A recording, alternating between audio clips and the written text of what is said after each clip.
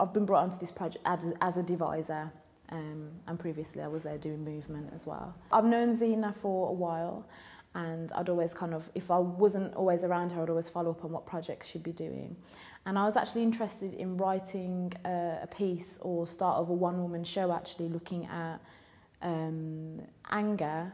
I didn't even see it as anger, it was more of I was going to call it Militant Black Girl, and that was based on my experience at drama school and dealing with my own anger. And I literally wrote an email to Zena and I said, I want to write something about anger. Can you tell me your experiences so far? And she's like, well, Cherrelle, I've been doing this. And I was like, oh my gosh, that's where I'm at the moment.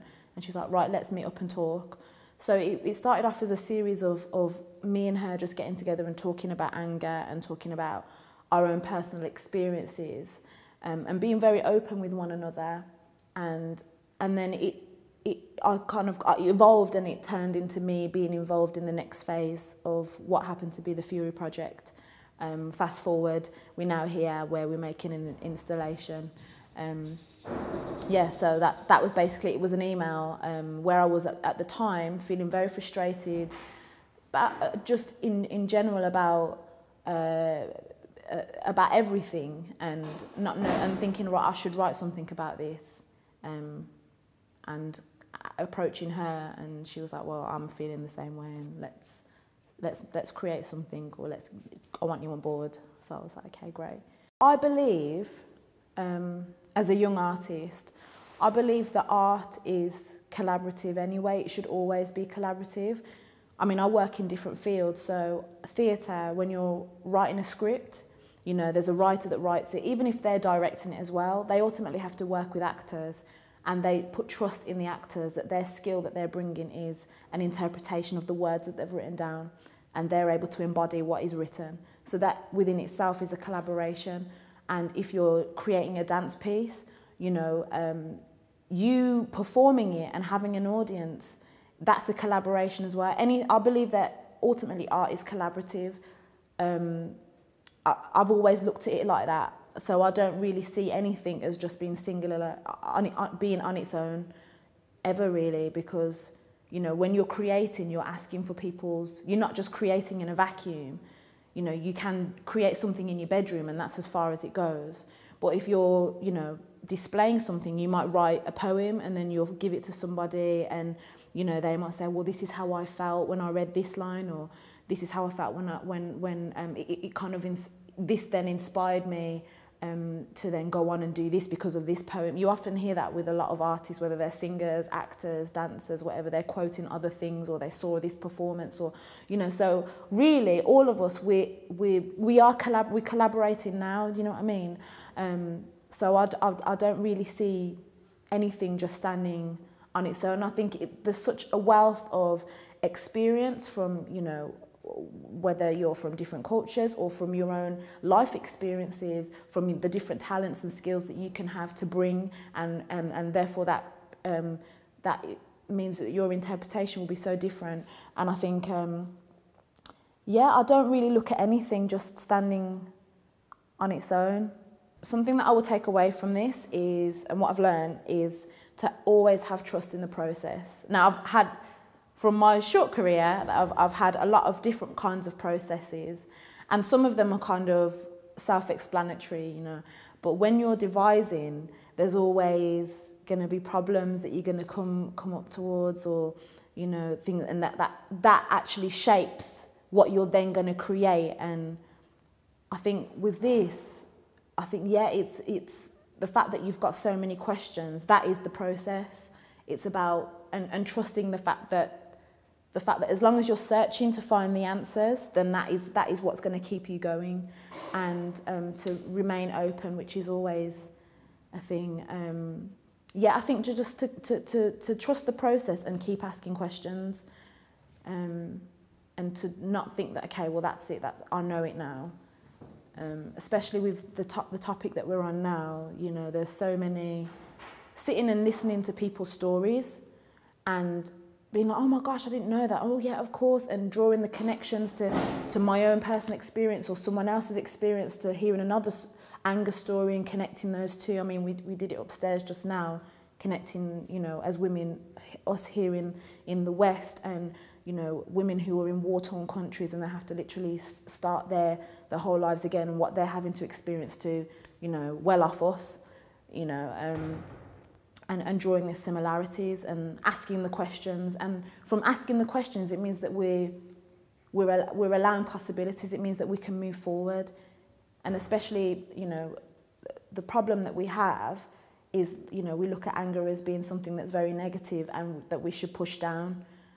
And by asking the questions, you're inviting ways of allowing us to deal with it as a society, and to encourage it. I mean, even people within my own community, like back in Birmingham, how they have somehow used their faith as a hiding place, or a way for them to deal with their anger, a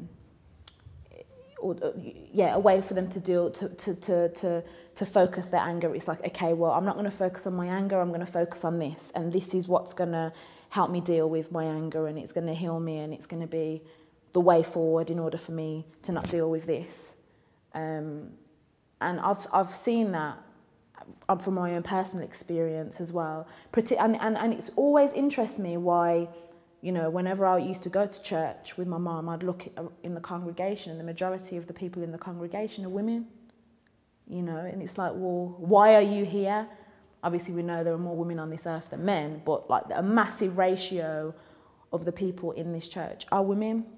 And I think that explains a lot in terms of how, especially within the African Caribbean community, how people when they first came to this country, faith was what they clung on to. You know, we're going to go to prayer meeting, then we're going to go to Bible study, then we're going to go to Sunday worship.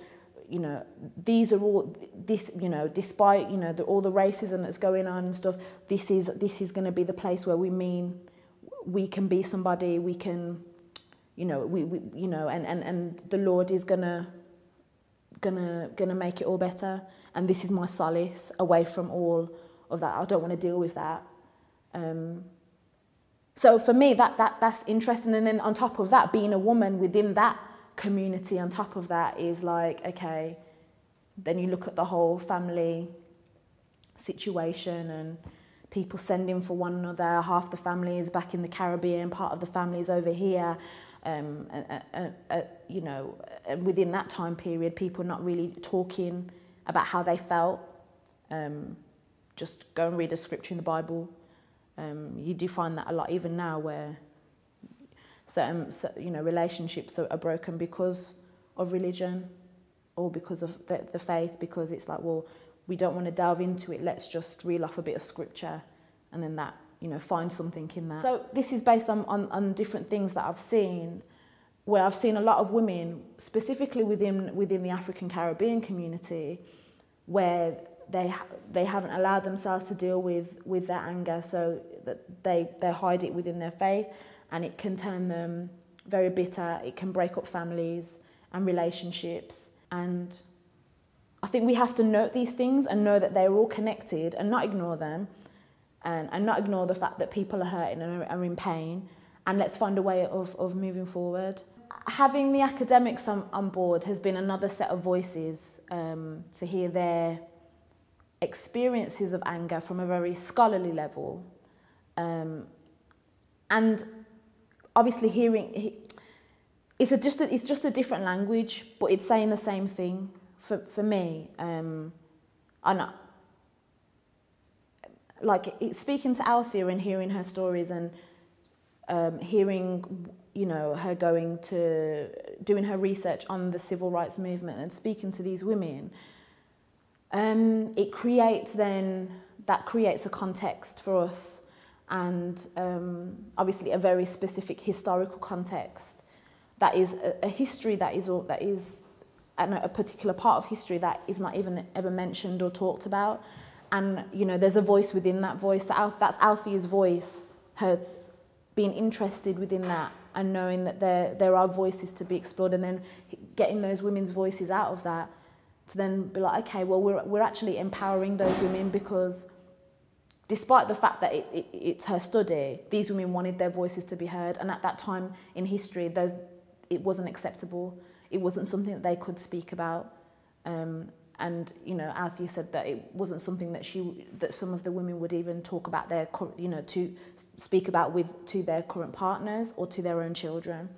So to know that we can take those voices and listen to them and then turn it into something and connect it with all the other stories that we've heard, it just means that, you know, we can look at it from a bigger picture and be like, hang on, this is something that is happening on a global level.